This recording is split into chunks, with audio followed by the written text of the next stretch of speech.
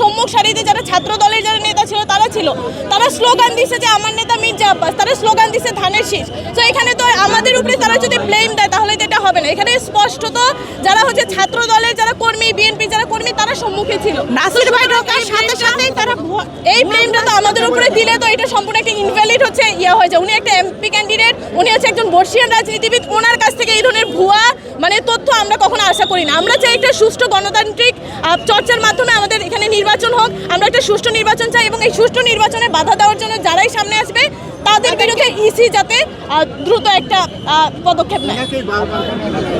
জুলাই আগের সময় থেকে উনি কিন্তু অনেক বড় একটা ভোকাল বাংলাদেশের রাজনীতিতে। শুধু উনি হচ্ছে সম্পূর্ণ এই ঢাকা ৮ আসনে উনি হচ্ছে ক্যান্ডিডেট হওয়ার পরে উনি কিন্তু সম্পূর্ণ সব সময় সন্ত্রাসীর বিরুদ্ধে কথা বলে আসতেছে, চাঁদাবাজের বিরুদ্ধে কথা বলতেছে, যেরকমটা ঠিক শরীফ ওসমান বিন হাদি করছিল। শরীফ ওসমান হাদির সিলসিলা নিয়ে কিন্তু নাসিরউদ্দিন পাটোয়ারি ঢাকা আসনে নির্বাচন করতেছে। তো এই যে ওনাকে হচ্ছে অনেক বড় বড় চাঁদাবাজ, অনেক সন্ত্রাসরা তাকে থ্রেট মনে করতেছে, যার কারণে দেখা যাচ্ছে দুই দিন পর হচ্ছে ওনার বিরুদ্ধে হামলা হইতেছে, ওনার উপরে ডিম নিক্ষেপ করা হচ্ছে, ওনাকে বিভিন্নভাবে সোশ্যাল মিডিয়াতে বিভিন্ন ধরনের ওনাকে অপবাদ দিয়ে ওনার বিরুদ্ধে একটা নেগেটিভ একটা ক্যাম্পেইন চালানো হচ্ছে।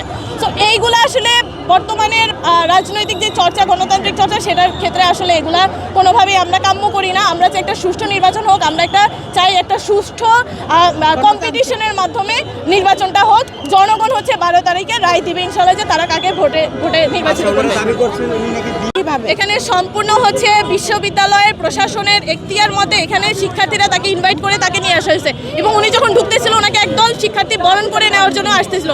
কিন্তু পরবর্তীতে দেখা গেছে ছাত্রদল এবং মির্জা আব্বাসের যে কর্মীরা আছে তারা হচ্ছে উদ্দেশ্য প্রণোদিতভাবে এখানে তারা হচ্ছে সরঞ্জাম সহ নিয়ে আসছে, তারা ডিম নিয়ে আসছে, তারা বিভিন্নভাবে আমাদের নেতাকর্মীদের উপর ইট পাটকেল ছুটছে। তো এটা টোটালি হচ্ছে একটা প্ল্যান্ড একটা কর্মসূচি ছিল।